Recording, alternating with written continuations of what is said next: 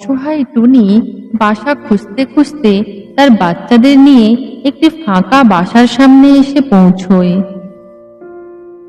মনে হয় এই বাসা ছেড়ে কেউ চলে গেছে।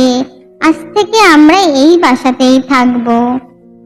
এই বলে টুনি তার বাচ্চাদের নিয়ে সেই ফাঁকা বাসাটিতে বসবাস করতে শুরু করে এবং প্রতিদিন অনেক কষ্ট করে খাবার জোগাড় করে আনে তার ছেলে মেয়েদের জন্য এবং তাদের মানুষ করতে থাকে খুব ভালোভাবে। এইভাবে অনেক দিন সময় কেটে যায়। টুনির ছানাগুলো ধীরে ধীরে বড় হতে থাকে এবং একদিন তার মাকে বলে, তুমি আমাদের জন্য অনেক কষ্ট করো। আজ থেকে আমরাও বের হব খাবার জোগাড় করার জন্য। কিন্তু মা, আমাদের বাবা কোথায়?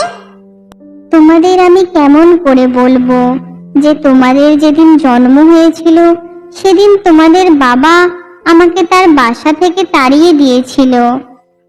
মা প্লিজ, একদিন আমরা ওই বাসাটা দেখতে চাই যেখানে আমরা জন্ম হয়েছিলাম। তুমি একবার আমাদের ওইখানে নিয়ে চলো।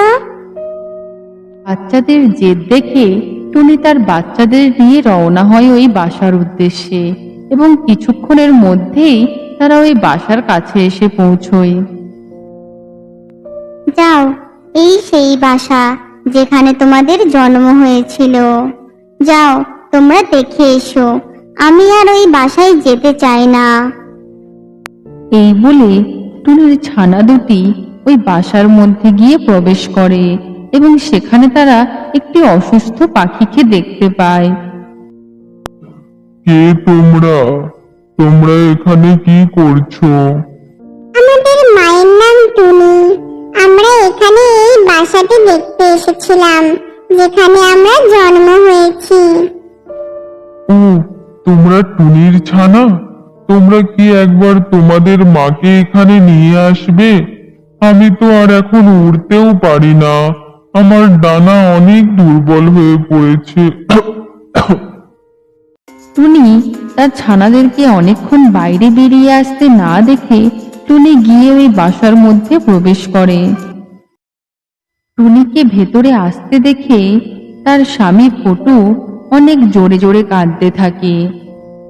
আমায় ক্ষমা করে দাও টুনি। আমি তোমার সাথে অনেক অন্যায় অত্যাচার করেছি। তুমি আমায় ক্ষমা করে দাও। তুমি চুপ করো, আমি এখন অনেক ভালো আছি। আমার ছানারা আমার অনেক খেয়াল রাখে। তোমার কাছে এখন দুঃখ প্রকাশ করা ছাড়া আর কিছুই নেই, আর আমি সেদিনের কথাগুলো ভুলতে পারবো না। চুপ করো টুনি, আমাকে আর লজ্জা দিও না। আমি জানি আমি ভুল করেছি। আমায় ক্ষমা করে দিও তুমি। না, আমি তোমাকে কখনোই ক্ষমা করতে পারবো না। আমি কি করে ভুলে যাব সেই রাতের কথা যেদিন তুমি আমাকে আমার ছানাদের নিয়ে বাইরে বের করে দিয়েছিলে। আমি অসহায় হয়ে তোমার কাছে দয়া চেয়েছিলাম, কিন্তু তাও তুমি আমায় দয়া করনি। আমি যদিও তোমাকে ক্ষমা করে দেই, আমার বাচ্চারা কোনোদিন তোমায় ক্ষমা করবে না। এক্ষুনি চলো এখান থেকে। আমরা অনেক বড় অন্যায় করেছি, আর এখানে এই বাসায় এসে তোমাকে আবার কষ্ট দিয়েছি। আমরা কখনো আর এরকম জেদ করব না মা। তুমি এক্ষুনি চলো এখান থেকে। বলে টুনি তার ছানাদের নিয়ে বের হয়ে যায়, আর ফটু দূর থেকে দেখতে থাকে, কিন্তু তার কাছে দুঃখ প্রকাশ করা ছাড়া আর কিছুই ছিল না। আর টুনি তার বাচ্চাদের নিয়ে আবার সুখে শান্তিতে সংসার করতে থাকে। তো বন্ধুরা, এখান থেকে আমরা একটা কথা বুঝতে পারি যে যুবক বয়সে তুমি যা কর্ম করবে বৃদ্ধ বয়সে ঠিক তারই ফল পাবে।